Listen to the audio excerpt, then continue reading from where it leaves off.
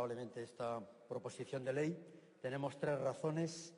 La primera es un deber de respeto a una propuesta de la oposición para que se tramite una proposición de ley, una posición de solidaridad con una pretensión reformista de nuestro entramado legislativo que, por cierto, quiero llamar la atención a lo largo de esta legislatura, de este año, no ha sido aceptada en ningún caso hasta la fecha. Son, señoras y señores diputados del Partido Popular, 20 las proposiciones de ley que hemos gestionado y hasta la fecha el Partido Popular no ha aceptado ninguna. Creemos que es nuestro deber desde la oposición facilitar su aceptación y así se explica en parte nuestro voto. También se explica porque ciertamente la ley del referéndum, la ley del año 80, es una ley que nació en un contexto y para una explicación política que quizás olvidamos. En el año 80 esta ley en gran parte surgió para regular los refrendos estatutarios en las comunidades autónomas. Estábamos poniendo en marcha el Estado autonómico y había que establecer un procedimiento de ratificación popular de los estatutos y la ley en gran parte pretendía esto. Pero ciertamente es factible, es razonable que una ley nacida en ese contexto 30 años después pueda ser objeto de debate, aunque ya me apresuro a decirles, señorías, especialmente señora Fernández Dávila y señor Lara, proponentes de esta proposición, que haré a continuación algunas precisiones sobre lo que es el referéndum y sobre lo que es la democracia directa en la opinión del Grupo Socialista. Y, en tercer lugar, porque la naturaleza del trámite también lo corresponde. Entiendo que conviene recordar que estamos simplemente tomando en consideración una proposición de ley para luego debatirla, más allá de nuestra coincidencia con su contenido. Y también me apresuro a decir, señor Lara, señora Fernández Dávila, que nosotros no compartimos el contenido literal de su propuesta. Y ahora me explico. Es verdad que en sus explicaciones han hablado ustedes más bien de la convocatoria del referéndum a raíz de un contexto político. Inclusive en sus argumentaciones se ha explicado que falta legitimación política por parte del Gobierno para adoptar medidas en relación con lo que ha ocurrido este último año.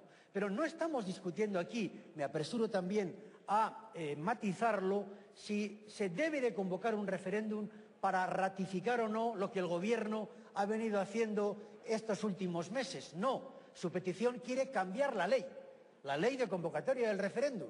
Y eso ya nos plantea un problema porque probablemente no son despreciables las argumentaciones que reivindican la modificación de la propia Constitución para reformar de esta manera la ley del referéndum del año 80.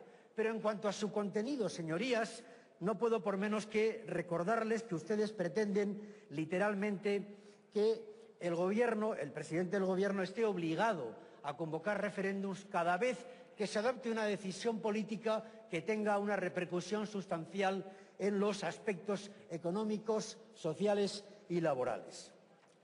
Mi primera pregunta, señor Lara, es si no es verdad que a lo largo de un año, pongamos por caso, un Gobierno no adopta múltiples decisiones políticas que afectan sustancialmente al contenido económico, social o laboral de los derechos. Es así. Pongamos la ley más importante que afecta sustancialmente a derechos, el presupuesto. ¿Debiera de ser objeto de referéndum? Díganme un solo país en el mundo, uno, donde el presupuesto es objeto de referéndum. La interpretación literal de su propuesta nos lleva, y no es una interpretación extrema, nos lleva a una, digamos, provocación generalizada de convocatorias de referéndum.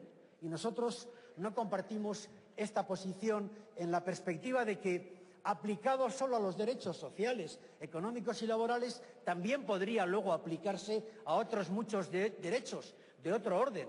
Podríamos también, por ejemplo, reivindicar un referéndum contra lo que llamamos ya bien llamado el tasazo judicial, que afecta a derechos fundamentales, como es el derecho de acceso a la justicia. Es otro orden. No es un orden económico, social y laboral, es el orden civil o otras cuestiones de orden moral.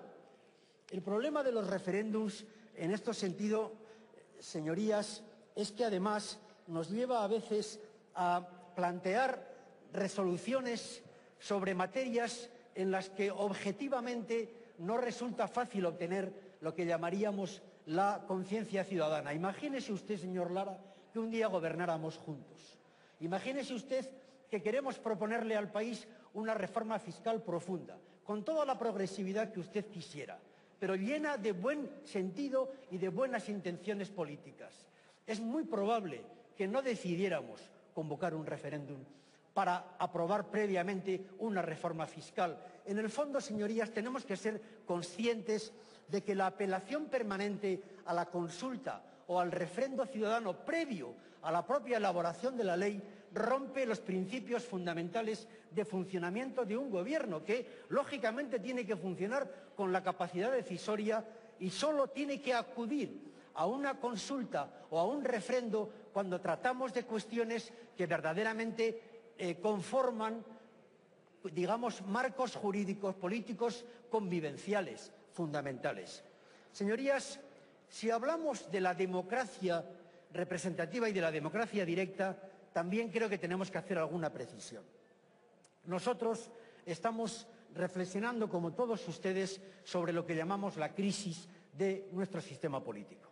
Yo creo que compartimos bien el criterio de que España está atravesando múltiples crisis. Desde luego la económica, por supuesto la social, también la territorial, ¿por qué no reconocerlo? Una crisis política importante, porque hay mucha gente que ha dejado de creer en nosotros, en los partidos, en los políticos, en las instituciones. A veces me preocupa que hayan dejado de creer incluso en estamentos democráticos básicos. Todos nos planteamos cómo afrontar ese camino de recuperación, de regeneración, si ustedes quieren llamarlo así, al proceso democrático de nuestro país. Solo me preocupa una cosa, que hagamos un diagnóstico equivocado y que encontremos soluciones que no lo son, o falsas soluciones. Y cuando digo esto, lo digo porque a veces hay una corriente de fondo que reivindica la democracia directa como una forma superior de la democracia. Y yo quiero dejar bien claro que yo no comparto ese criterio. Nosotros creemos, y ustedes también, en la democracia representativa. Nos eligen a los que gobiernan para que gobiernen, a nosotros para que decidamos, para que gobernemos, para que legislemos, porque esa es nuestra función representativa, para que deliberemos y para que construyamos los consensos y las soluciones políticas a problemas complejos que no queremos bipolarizar entre posiciones binarias del sí o del no. Esa es la política representativa, para eso estamos.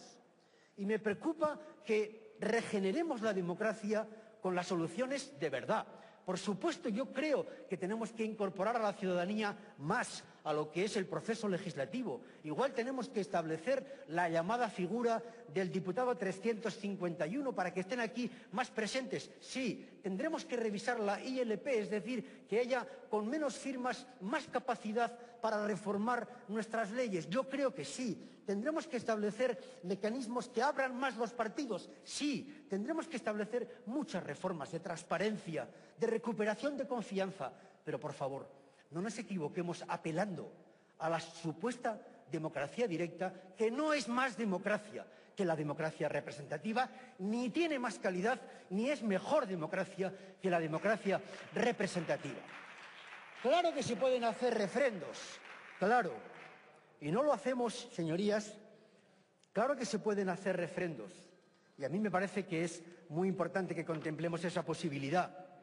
Aceptamos, por tanto, la proposición con la idea no de aceptar esa propuesta, sino de revisar una ley que forma parte de nuestro entramado democrático porque regula una cuestión fundamental que queremos mejorar, como es el caso del referéndum, pero advertimos que nuestra propuesta en esa reforma será la de admitir los refrendos de manera puntual y de manera que sirva siempre como complemento y no como sustitución de la democracia representativa.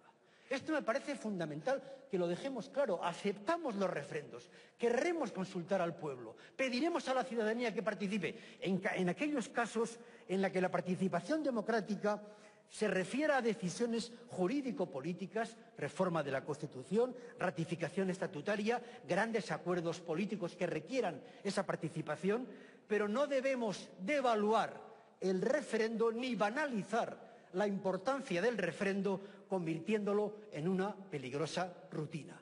Esta es la posición del Grupo Socialista, que nos lleva a votar sí a esta propuesta con estas matizaciones. Muchas gracias. Gracias, señor Jáuregui. Por el Grupo Popular, señor Gil Lázaro.